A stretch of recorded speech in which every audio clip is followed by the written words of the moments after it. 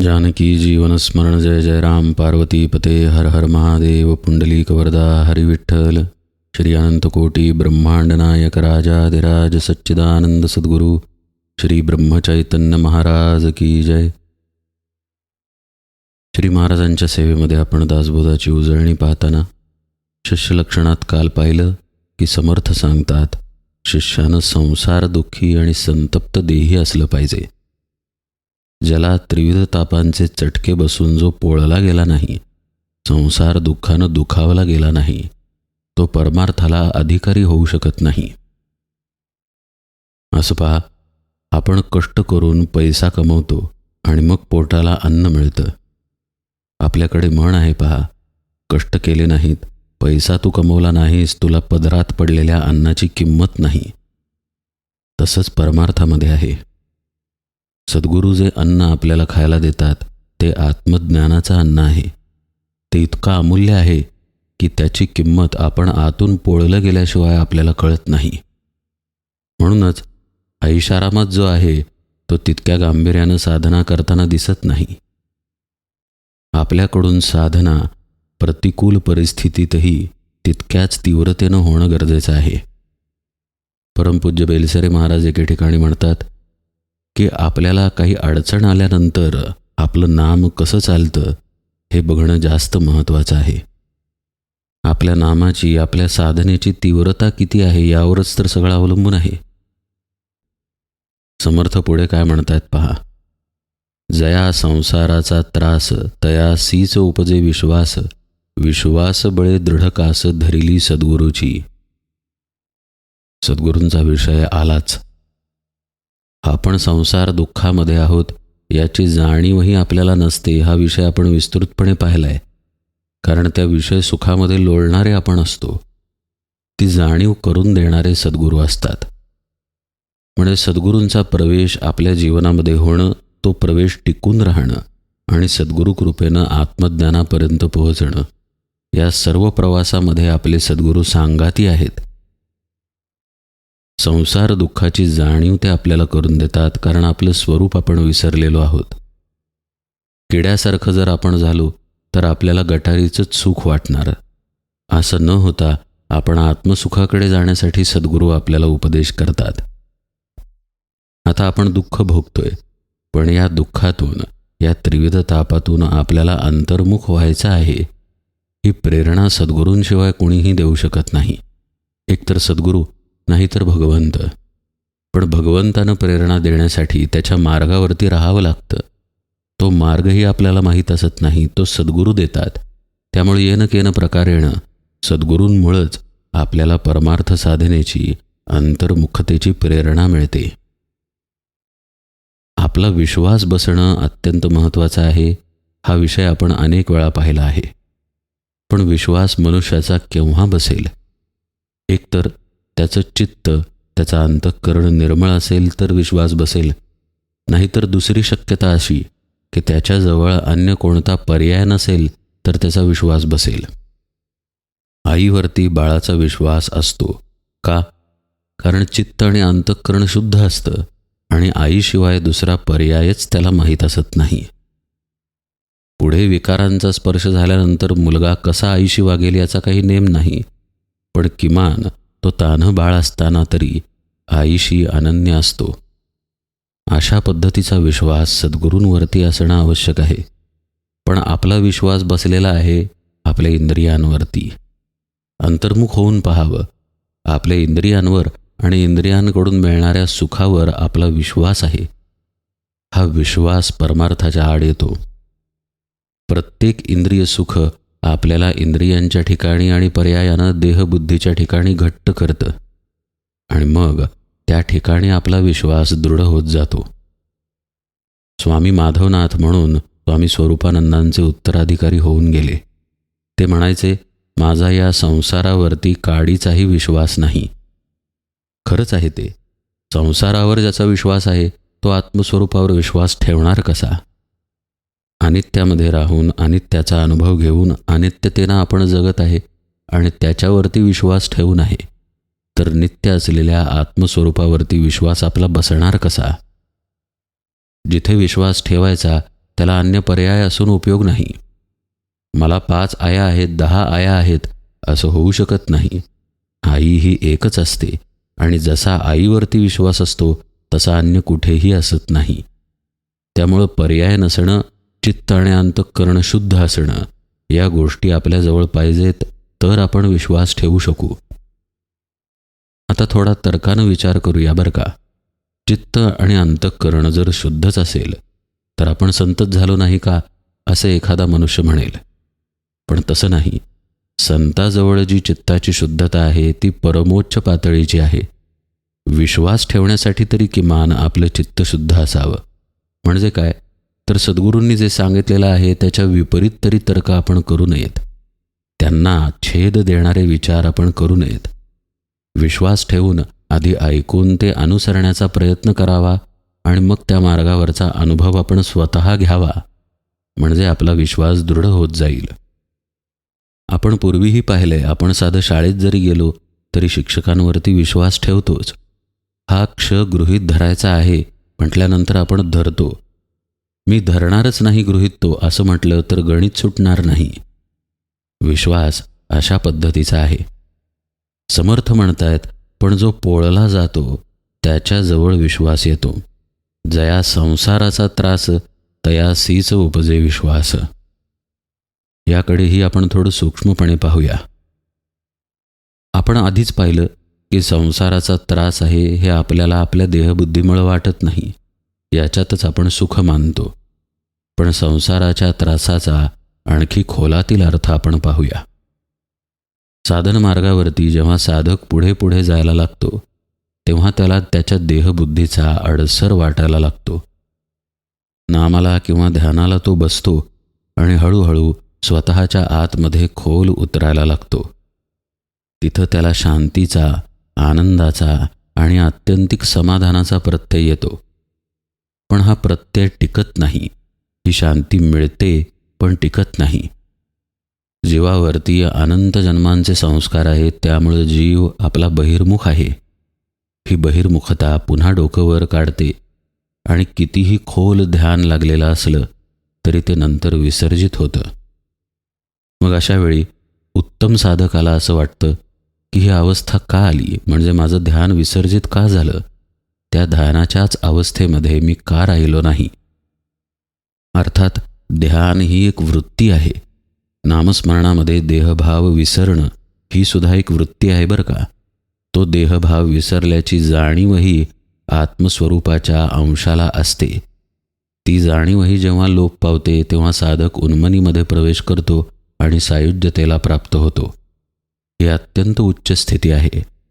पण त्याच्या आधी एक स्थिती अशी येते जेव्हा ध्यानाची, समाधीची, नामाची अवस्था उतरून साधक देहभानावरती येतो. आणि देहावरती आल्यानंतर पुन्हा देहाला प्रपंचाचा, विषयांचा स्पर्श होतो. याचा एक प्रकारे त्रास अशा साधकाला होतो ज्याची साधना अत्यंत तीव्रतेनं सुरू आहे. तुकाराम महाराज म्हणतात पहा, देवा आता ऐसा करी उपकार, देहाचा विसर पाडी मज, तरीच हा जीव सुख पावे माझा, बरे केशी राजा कळवाले. आता देहभान तुकाराम महाराजांचं गेलं नव्हतं का? अर्थातच गेलेलं होतं. अत्यंत उच्च स्थितीमध्ये तुकाराम महाराज होते, तरीही तोंडून असा अभंग येतो, कारण ती तळमळ आत्मस्वरूपापाशी निरंतर राहण्याची असते. ही जी तळमळ आहे, ही तळमळसुद्धा एक प्रकारे संसार दुःख आहे बरं का. ही गोष्ट समजून घेणं अत्यंत गरजेची आहे. संसाराची तळमळ म्हणजे फक्त सांसारिक बाह्य तळमळच असते असं नाही. साधकाला वाटणारी भगवत स्वरूपाची तळमळ ही सुद्धा संसाराची तळमळ अशा रीतीनं सखोलतेनं आहे. ही तळमळ त्याचा आत्मस्वरूपावरील विश्वास आणखी दृढ करते. ही भगवंताबद्दल वाटणारी तळमळ हे संसार दुःख कसं आहे किंवा संसाराचा त्रास हा कसा आहे हे सूक्ष्मतेनं आपण पाहूया. जेव्हा साधक आत्मस्वरूपाशी तदाकार होऊन साधनेमध्ये सखोल ध्यानात बुडलेला आहे त्यावेळी त्याचं मन तिथे नाही आहे. उन्मन झालेलं नाही, पण अमन झालेलं आहे. विचार शून्य दशा आलेली आहे. चित्त अगदी प्रशांत झालेलं आहे. आणि त्या आत्मसुखाच्या अवस्थेमध्ये तो आहे. त्यावेळी त्याच्या इडा आणि पिंगळा बंद झालेल्या असतात.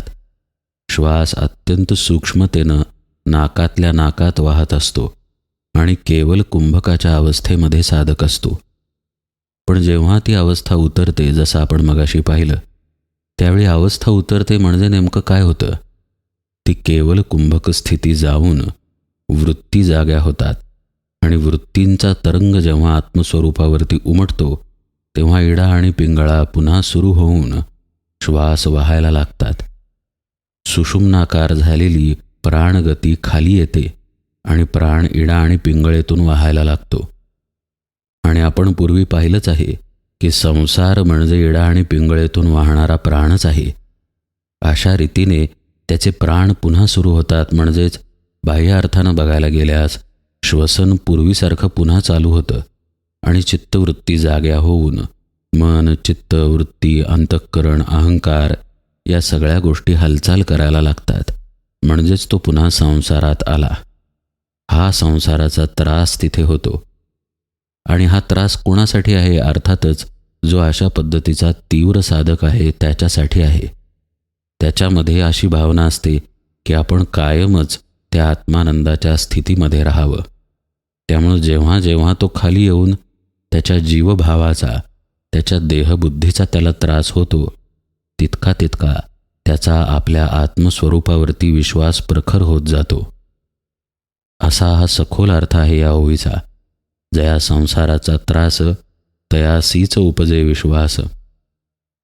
आता थोडंसं बाहेर येऊन या विश्वासाचा अर्थ असाही आपल्याला पाहता येईल की इकडे सुख मिळत नाही आहे आणि आपलं नित्य सुख तर आत आहे, याची जेव्हा खात्री साधकाला पटते तेव्हा त्याचा सद्गुरूंवरती विश्वास बसतो की ते खरं सांगत होते की माझा देह, माझ्या देहाच्या अनुषंगानं असलेला प्रपंच, आपतेष्ट यांमधून मला खरं समाधान मिळणार नाही. त्यांच्या कृपेनं साधनेची जी खोल अवस्था मी अनुभवली तिथेच साधनेतलं खरं सुख आहे, तिथेच नरजन्माचं खरं सार्थक आहे.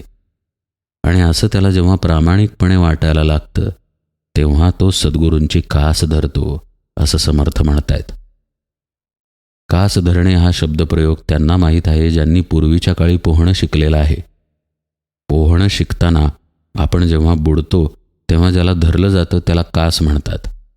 ती कास धरल्यानंतर बुडत्याला आधार मिळतो. त्या दृष्टीने समर्थ म्हणतात की त्याला ही जाणीव होती की आपण बुडत आहे आणि मग तो विश्वासाच्या बळानं सद्गुरूंची कास धरतो. नीट लक्ष देऊन ऐका बरं का. सद्गुरूंना शरीरानं धरलेलं नाही, सद्गुरूंना विश्वासानं धरलेलं आहे. सद्गुरूंना भावाच्या बळानं धरलेलं आहे. हे अत्यंत महत्त्वाचं आहे. नाहीतर पूर्वी आपण पाहिले त्याप्रमाणे सद्गुरूंच्या देहामध्ये जर शिष्य अडकला तर तो तिथेच थांबला.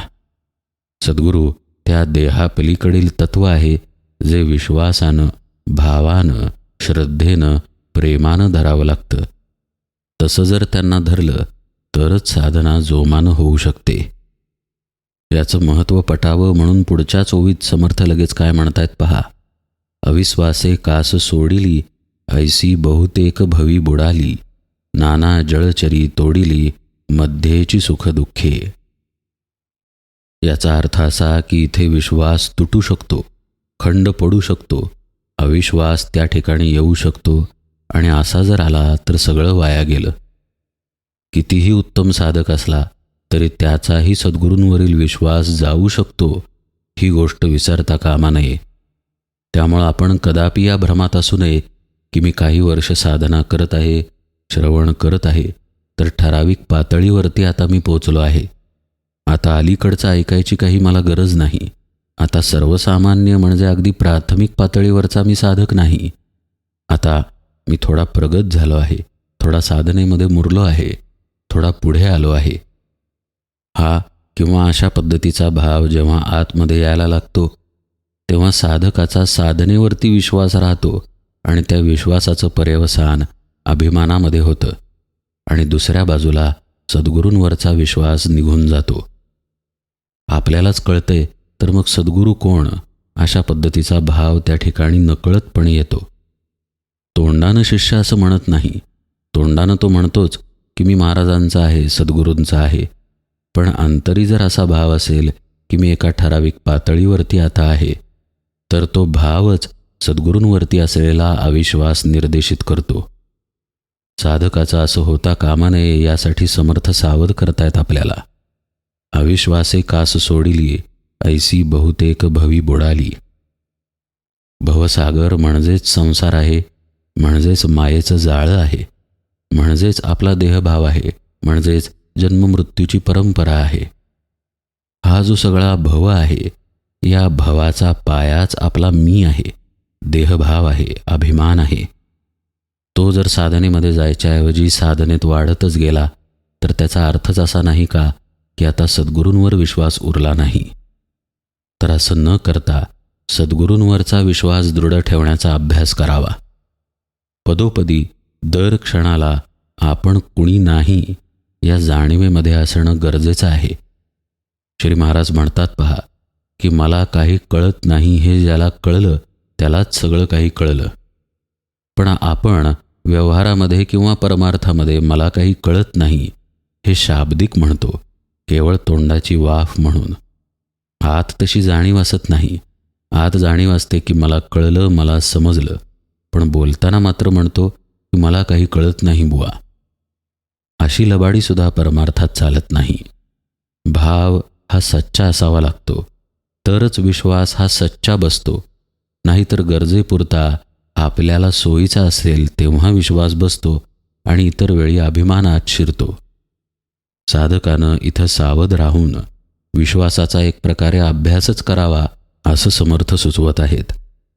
बरं, हा विश्वास काही स्थूल वस्तू नाही, मग याचा अभ्यास करायचा कसा? याला एकमेव मार्ग आहे आणि तो म्हणजे सद्गुरुपदिष्ट साधना. आपण त्या साधनेमध्ये असावं आणि आपले विचार, तर्क, मते, समज हे सगळं बाजूला ठेवून नित्याचं श्रवण करावं. काहीही श्रवण असो, साधी वाल्या कोळ्याची गोष्ट असो किंवा भक्त प्रल्हादाची गोष्ट असो किंवा श्री महाराजांच्या आजच्या प्रवचनातील एखादं वाक्य असो, हे पूर्वी ऐकलं आहे वगैरे काहीही मनात न आणता अगदी स्वच्छपणे नितळ अंतःकरणानं श्रवण करावं आणि रोजच्या सद्गुरुपदिष्ट साधनेमध्ये राहावं. हाच एक मार्ग आहे ज्या मार्गानं विश्वास दृढ होत जातो आणि साधक त्याच्या नकळत सायुज्यतेपर्यंत पोहोचतो. लक्ष देऊन ऐका बरं का. परमार्थातील प्रगती ही नकळतच व्हावी लागते. कळतेपणानं प्रगती झाली तर मी प्रगत आहे किंवा मी काल दुसऱ्या पायरीवर होतो, आज 5व्या पायरीवर आहे याची जाणीव साधकाला होते आणि अभिमान आत शिरतो. परमार्थातील प्रगती ही शिष्याच्या, साधकाच्या नकळतच सद्गुरू घडवतात. त्यामुळे त्याचं फक्त एकच काम आहे, सद्गुरूंवरती पूर्ण विसंबून राहून विश्वास ठेवून साधनेमध्ये दृढ राहावं. म्हणूनच समर्थ पुढे म्हणतात, या कारणे दृढ विश्वास तोची जाणावा सच्शिष्य, मोक्षाधिकारी विशेष अग्रगण्यू. साधनेमध्ये जर आपण कसूर केली, साधना करत आहे पण साधनेमध्ये नियमितता नाही, किंवा नियमित साधना करत आहे पण मी साधना करत आहे अशी जाणीव ठेवली, तर ती साधना अभिमानाला कारणीभूत ठरते. आणि अभिमान आहे म्हणजे विश्वास नाही असंच म्हणावं लागतं. विश्वास आहे म्हणायचं पण अभिमानानं वर्तन करायचं हे विश्वासाचं लक्षण नाही. त्यामुळं साधकानं सावध राहून अभिमान आत शिरू न देणे हे सांभाळावं. म्हणजे पहा, समर्थ एकीकडे आपल्याला दृढ विश्वास असावा हे सांगतायत. त्या विश्वासाचा अभ्यास आपण आत्ता पाहिला आणि मग त्याचा अभिमानाशी असलेला संबंध पाहिला. म्हणजे अशा रीतीनं आपल्या आतमध्ये सावध राहून जो साधनेच्या वाटेनं चालत राहतो, केवळ चालत राहतो, तो शिष्य असतो. अशा चालण्यानंच विश्वास दृढ होतो आणि अशा चालण्यानंच आपल्यापाशी असलेला अभिमान बाजूला पडत राहतो. हळूहळू होणारी ही गोष्ट आहे. गेला पुन्हा आला, परत गेला पुन्हा आला, असं अभिमानाचं होत राहतं. विश्वासाचंही असं होत राहतं. एकदा सद्गुरू भेटले, त्यांनी डोक्यावरती हात ठेवला आणि कामच झालं, असं अत्यंत दुर्मिळ असतं. असं तुकामाई आणि चिन्मयानंद यांच्या बाबतीत झालं. चिन्मयानंद समोर आले तुकामाईंच्या. त्यांनी तुकामाईंच्या डोक्यावर हात ठेवला आणि तुकामाईंचं कामच झालं. पण असे सगळे साधक असत नाहीत. आपल्यासारख्या साधकाला नित्यानं नियमिततेनं साधनेचा अभ्यास करावा लागतो. नुसती साधना नाही बरं का, साधनेचा अभ्यास. साधनेची बैठक उत्तम झाली, पण ती बैठक झाल्यानंतर आपल्यामध्ये जाणीव आहे का की मी साधना केली? त्याला आपण काहीतरी गोड शब्द लावू, माझ्याकडून करवून घेतली किंवा त्यांच्या कृपेनं माझ्याकडनं झाली वगैरे, पण त्यातला मी तिथे असेल तर तो सावध राहून काढून टाकावा लागतो. त्याची स्मृतीच काढून टाकावी लागते म्हणा ना. बरं, साधनेची बैठक झाली, पण साधनेमध्ये जी सुखशांती भोगली ती आत्म्याकडून आलेली आहे, माझ्या स्वरूपाकडून आलेली आहे या जाणीवेनं, आणि तेच स्वरूप चराचरात व्यापलं आहे या श्रद्धेनं, या विश्वासानं आपण वर्तन करतो का? सद्गुरू वचनांचं पुन्हा पुन्हा परिशीलन करतो का? का साधनेच्या वेळी शांत आणि व्यवहारात अस्वस्थ असे आपण आहोत? हे सारखं तपासत आपल्यातील दोष काढून टाकावे लागतात. या सगळ्याला एकत्रितपणे साधनेचा अभ्यास म्हणतात. या अभ्यासात राहून प्रत्येक कर्मामध्ये प्रत्येक क्षणी सावध राहून आपला विश्वास दृढ करत राहावा लागतो आणि अभिमान बाजूला टाकत राहावा लागतो. हे करतानाही भगवंताच्या नामाची, आत्मचिंतनाची साथ धरून ठेवावी लागते. तर हे सहज जमतं, सद्गुरू कृपेनं घडून येतं. अशी ही साधनेची वाट आहे, ज्यामध्ये विश्वास हा अत्यंत आवश्यक आहे. म्हणून मुख्य सत्शिष्याचे लक्षण सद्गुरुवचनी विश्वास पूर्ण असं म्हणणारे समर्थ पुन्हा पुन्हा आपल्याला सांगतात, या कारणे दृढ विश्वास तोची जाणावा सत्शिष्य. आपण आपली ही उजळणी अशीच सुरू ठेवूया. यापुढे समर्थ शिष्य लक्षणात काय सांगतात तो भाग आता यथावकाश पाहू. आज निरूपण सेवेला इथेच विराम देतो. जानकी जीवन स्मरण. जय जय राम.